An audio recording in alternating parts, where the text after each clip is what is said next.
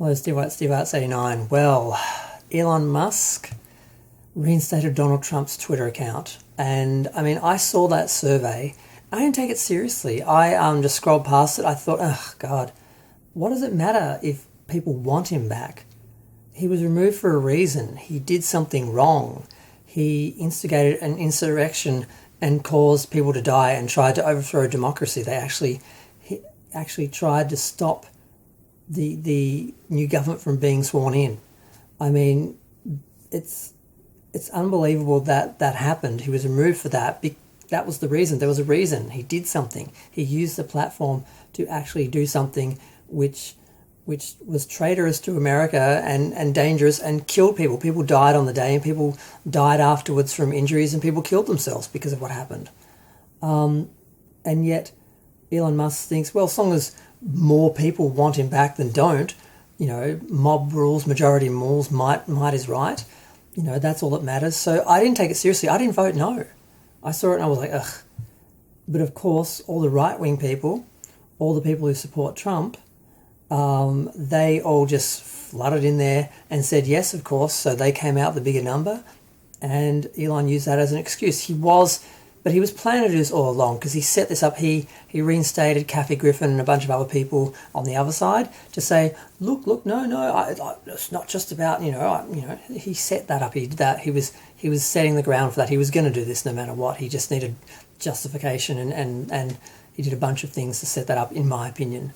But now it's done. It's happened. But the good thing is, Donald Trump, in the absence of having a Twitter account, set up Truth Social, and the from what I hear, the investors only invested in it under the agreement that he would basically be exclusive to that platform, and he would use it for his as his platform. So he can't go to Twitter and use it because he's contractually obligated now, from what I hear, to stick to Truth Social. So it doesn't matter. He's not going to be back on Twitter, and Truth Social is not doing well because it's all alt-right extremists, and they've got no one to argue with because the left's, it's not a place for people who are left. They're not really welcome. They're not really allowed to be there.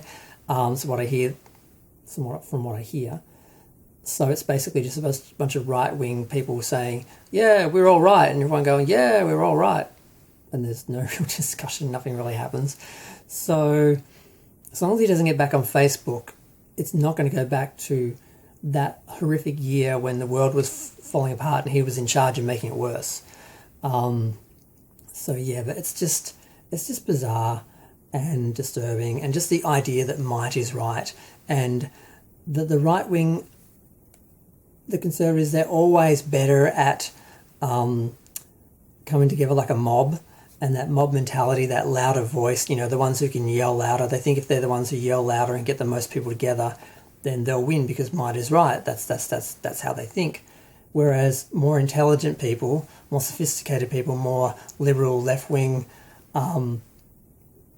progressive people, they think for themselves and they decide for themselves, and they don't just follow, the mob. So, like me, they didn't look at that thing and say, oh my God, I have to vote, against him. I just went past it because I'm like, that's irrelevant. It doesn't matter what you think or I think. It's about what's right. He was removed for a reason. He was removed because, he used that platform in part to instigate an insurrection where people died. People died on the day. People died afterwards from health complications, from injuries, and people killed themselves afterwards.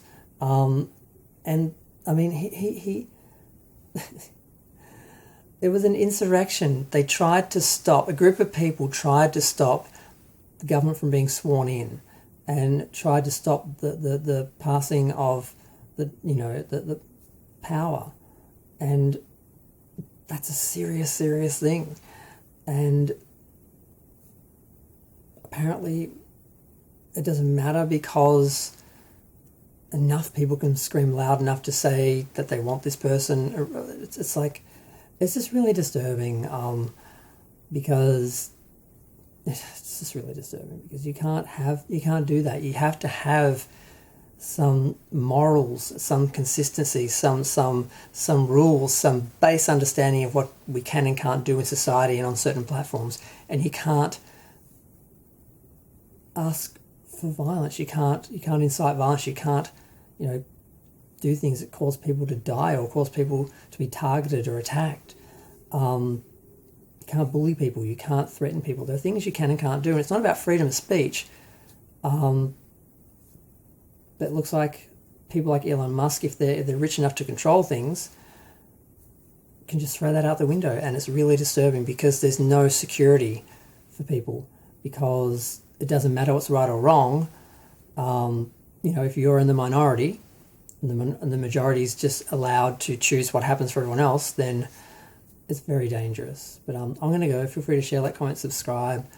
Trying to calm down because it's not going to be as bad as before, but this is not good.